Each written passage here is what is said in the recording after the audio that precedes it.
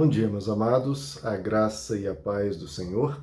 Eu sou o pastor Rômulo Pereira, da Igreja Batista, Palavra da Graça, e hoje nós vamos estudar os Atos dos Apóstolos, capítulo 13, versos 17 e 18, que nos dizem: O Deus do povo de Israel escolheu nossos antepassados e exaltou o povo durante a sua permanência no Egito. Com grande poder os fez sair daquele país e os aturou no deserto durante cerca de 40 anos. Bom, meus amados, o apóstolo Paulo inicia então o seu discurso na sinagoga, um discurso que chegaria então ao ponto de afirmar, através das escrituras e da história judaica e das promessas feitas aos antepassados dos judeus, que Jesus era o Messias. Então ele ia conduzir o seu discurso nessa direção, em direção à conclusão que ele queria argumentar e comprovar no seu discurso. Ele inicia então com esses dois versos, primeiro dizendo que Deus escolheu os antepassados dos judeus e os exaltou no Egito, os libertando por uma mão poderosa. Bom, a primeira coisa que nós vemos, queridos, e aprendemos e precisamos aprender, que Deus está do lado dos oprimidos. Por que Deus escolheu o povo de Israel? Porque tinham, sei lá, alguma aparência, ou alguma estatura, ou alguma nobreza? Não. Deus não faz acepção de pessoas. Deus não olha o exterior do ser humano. Deus olha o interior e vê a situação da pessoa. Por que aquele povo está sendo oprimido? Se for por algum motivo, né, daquele povo ser mau e estar sofrendo algum castigo, é uma coisa. Agora, opressão, por domínio, para escravizar, para desprezar e destratar o ser humano, Deus está sempre do lado do oprimido. Guarde essa frase. Deus está sempre do lado do oprimido. Porque Deus não aceita, não tolera a maldade, praticada com que argumento ou justificativa que seja, inclusive uma justificativa religiosa. Se um grupo mesmo que se auto-intitule cristão, é importante frisar isso, que se auto-intitule, não que seja cristão, porque um verdadeiro cristão segue os passos de Jesus. E Jesus nunca oprimiu ninguém, nem a pecadores, nem a nenhum ser humano. Jesus nunca oprimiu ninguém, nunca oprimiria. Ele veio para libertar, ele veio para servir, ele veio para ajudar, para perdoar. Onde que é a opressão nisso? Então, quem oprime a outro, Deus se opõe a esse opressor. O livro de Provérbios, inclusive, diz isso. Deus está do lado do oprimido. Então, isso é muito importante sabermos, primeiro, porque se você for oprimido, não fique em desalento, ou desanimado, ou achando que foi abandonado por Deus. Deus está ao seu lado. Vai te ajudar a se levantar. Você precisa fazer a força para se levantar, não pode ficar caído e prostrado, e Deus vai estar com você para se levantar. Como nós vemos aqui na história judaica, essa é uma comprovação que Deus há de responder ao clamor, Deus há de atuar e libertar essa pessoa. Agora, o cuidado que nós temos que ter é se nós estivermos oprimindo alguém, porque aí Deus será o nosso opositor. Olha, você pode cantar quantos louvores queira, você pode ler a Bíblia, pode estar no coral, pode ir na igreja, quantas vezes for. Se você estiver oprimindo alguém, seja o seu funcionário, seja um familiar ou um colega de trabalho, um amigo, se você humilha, despreza, destrata, ofende, ataca qualquer ser humano que seja, você é um opressor. E Deus vai se opor a você.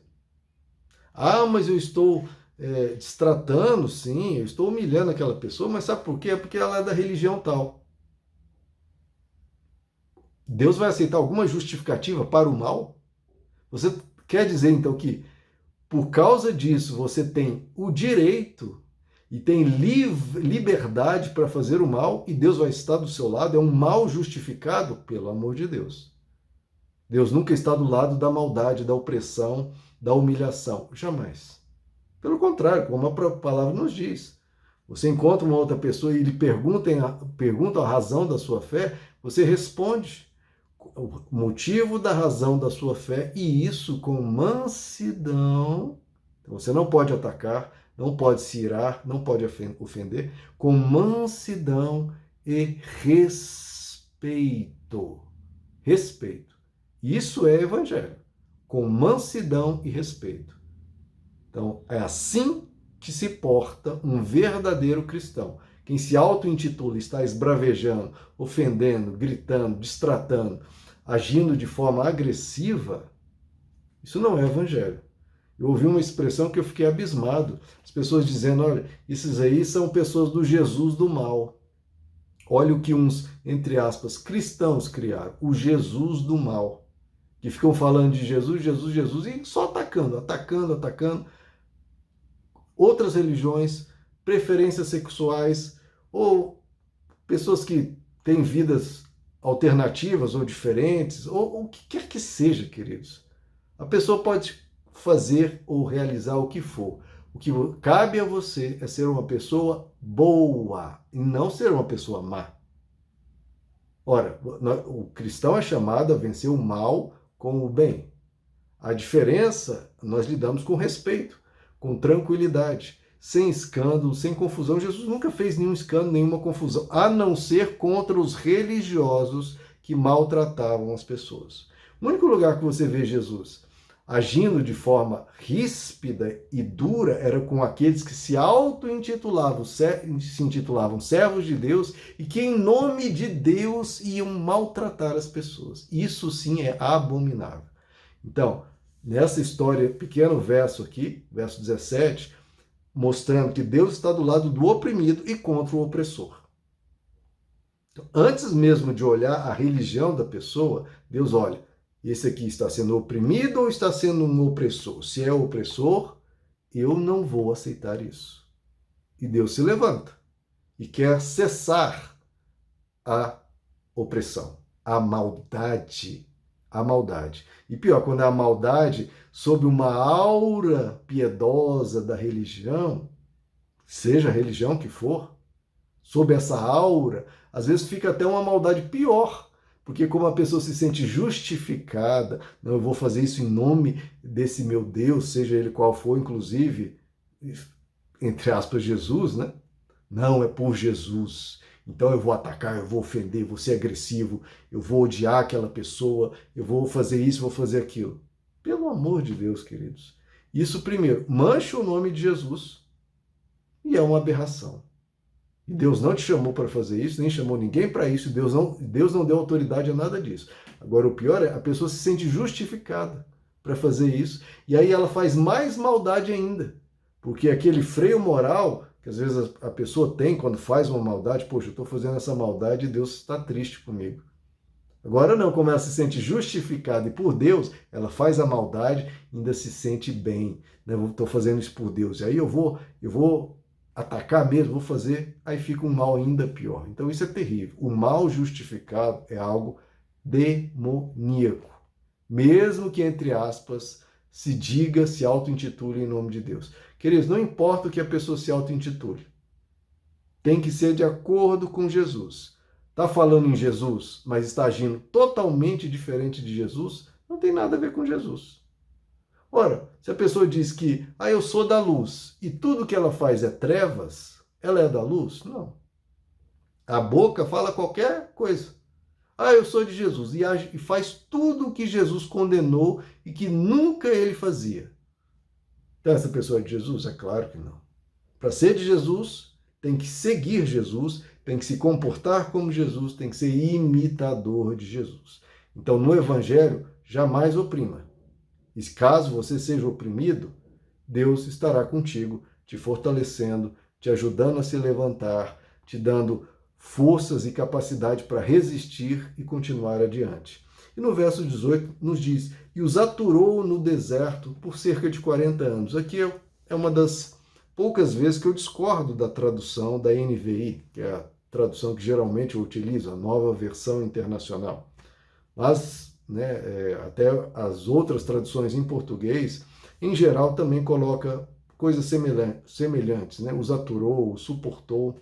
A tradução até de Portugal fala na expressão que eu vejo mais condizente aqui com o texto, que ele cuidou deles por 40 anos. Por que cuidou? Vários comentaristas, vários exegetas que estudam aqui o grego da passagem identificam que talvez fosse essa a melhor abordagem, né, que o texto, na verdade, diz que Deus cuidou deles, suportou no sentido de dar suporte, né, os ajudou. A expressão, se for nesse sentido realmente de ajuda, de suporte, de cuidado, é no sentido de uma babá, né, ou de uma mãe que acabou de ter um filho e está ali ninando o bebê. Então, cuidou carinhosamente deles por 40 anos. Foi um bom pai, um pai cuidadoso cuidando deles. Por que essa me parece a tradução melhor? A palavra ali pode diferir um pouquinho. É porque o apóstolo Paulo não inicia logo no discurso tratando os antepassados de todos os judeus, dizendo a Deus os aturou.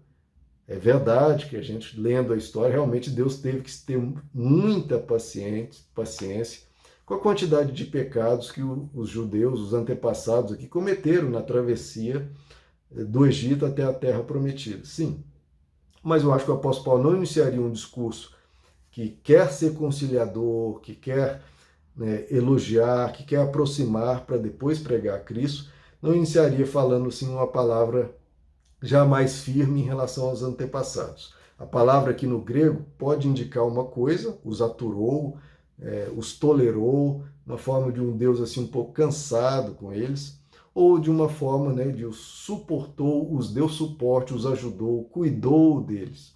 A palavra grega pode ir numa direção ou na outra.